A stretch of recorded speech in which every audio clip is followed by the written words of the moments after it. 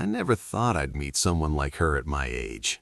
She walked into the cafe, smiled at me, and said, "I don't care that you're over 60. My heart froze. For a moment, I couldn't speak. And then she reached out, took my hand, and in that instant, everything changed. What happened next wasn't just unexpected, it was life-changing. I had almost convinced myself that love had left me behind. At 62, I had lived enough to know the world rarely surprised you anymore.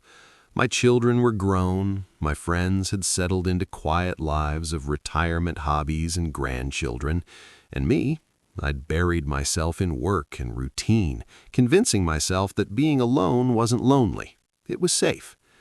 But that afternoon, everything shifted. I had gone to my favorite cafe, a small, sunlit place, tucked away from the main street, the kind of place where the barista knows your name and your order. I had my usual seat by the window, watching the sunlight shift across the worn wooden tables. That's when I saw her. She moved with the kind of confidence that made heads turn without her asking for it, not because she was trying, but because she belonged to herself fully. She was striking, hair streaked with silver, eyes that held stories, and a smile that somehow carried warmth and mischief all at once. I tried to focus on the crossword in front of me, pretending not to notice her sitting at the table across. And then it happened. She looked directly at me and in a tone that was both teasing and serious, said, "I don't care that you're over 60. My heart skipped. My mouth went dry. I couldn't even muster a response. The world seemed to blur around us. That simple statement, those words, hit harder than any compliment or flirtation I had received in decades. It was as if she had seen right through the armor I had built around my heart. I shifted in my chair, embarrassed at my own hesitation. She leaned forward slightly, her eyes twinkling with curiosity and something deeper, something gentle. And then she did it. She reached across the table, and her hand covered mine. Warm, firm, and real. In that instant, I felt every barrier I had erected fall away. We started talking, small things at first, our favorite coffees, the neighborhood, the weather, but her questions carried intention, her words invited trust. I laughed more than I had in years. I noticed how her eyes softened when I spoke, how her hand lingered over mine without pressure, and how her presence made the room feel brighter. I told her about my life, reluctantly at first, the quiet confessions of loneliness, the regrets, the moments I wished I could have done things differently. She listened without judgment. She didn't interrupt or try to fix anything. She just listened, and her mere attention felt like a balm to the parts of me I thought were long gone. And then she shared her story. Widowed for nearly 10 years, she had learned to be independent, resilient, and cautious. She had built walls of her own. And yet there we were, two people who had given up on love, discovering that maybe the universe hadn't forgotten us after all. Over the next few weeks, we met almost daily. Walks in the park, slow dinners, cups of coffee that turned into hours of conversation. I started noticing little things about her. The way she tucked her hair behind her ear when she was focused, the way she hummed softly when she was happy, and the way she occasionally looked at me like she could see straight into my soul. And I found myself anticipating her presence, thinking about her smile when I was alone, feeling lighter, more alive than I had in years. But fear lingered. Age, past experiences, the quiet voice in my mind that whispered, "Is this even real?" I tried to keep it at bay, to remain cautious, yet every time she laughed or held my hand, those doubts melted away, replaced with hope. The turning point came one quiet evening at the cafe. We were sitting together, our hands intertwined across the table. The sunlight had faded into the golden glow of evening. She looked at me, her eyes steady, and asked softly, "Will you let me in, completely?" My chest tightened.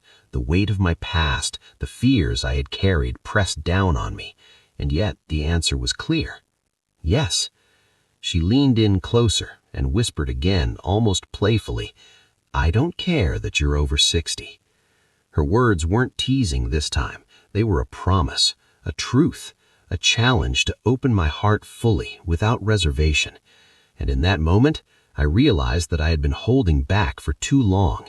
I reached for her hand, squeezed gently, and whispered, "Then take it and don't let go." From that day forward, everything changed. Our connection deepened.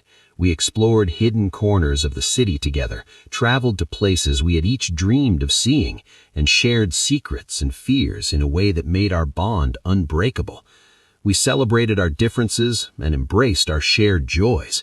Age wasn't a barrier. It was a reminder of the lives we had lived, the lessons we had learned, and the love we could finally give freely. Yet it wasn't always easy. Society's whispers were there, subtle and not so subtle. Friends and family questioned, doubted, sometimes judged. And internally, we wrestled with insecurities. Would this last? Was it right? Could we truly trust our hearts after so many disappointments? But each challenge, each doubt, only made our love stronger. Each touch, each smile, each late-night conversation reaffirmed that this connection was real, that age was irrelevant, that what mattered was the courage to embrace love when it finally appeared, unexpected and beautiful. The climax of our story came one rainy afternoon. We were walking home from the park, rain soaking through our coats, laughter spilling into the gray air. I stopped suddenly, turned to her and said, "I don't care about anything else. I don't care what anyone thinks. I just want this, with you." She looked at me, eyes glistening with emotion, and smiled. "Then we'll face it together. All of it. Just us." And in that moment, I understood fully. This wasn't just romance or companionship. This was a second chance at life, a rebirth of hope, a reminder that the heart has no expiration date. She had taken my hand, and in doing so, she had changed everything. My world was no longer the quiet, cautious place it had been. It was full of laughter, warmth, adventure, and love. Now, when I think about that cafe, that first moment, I smile, because that brief, unexpected encounter reminded me that life doesn't stop giving surprises, even at 60, 70, or beyond. Love waits. Sometimes it comes in the most unassuming ways, through a smile, a touch, or words whispered across a table. "I don't care that you're over 60. And from that moment, everything changed. My days are brighter, my heart fuller, and my spirit lighter. She holds my hand now, not just physically, but in life itself. And I know, with absolute certainty, that this love, unexpected as it was, is the most real, most precious gift I've ever received.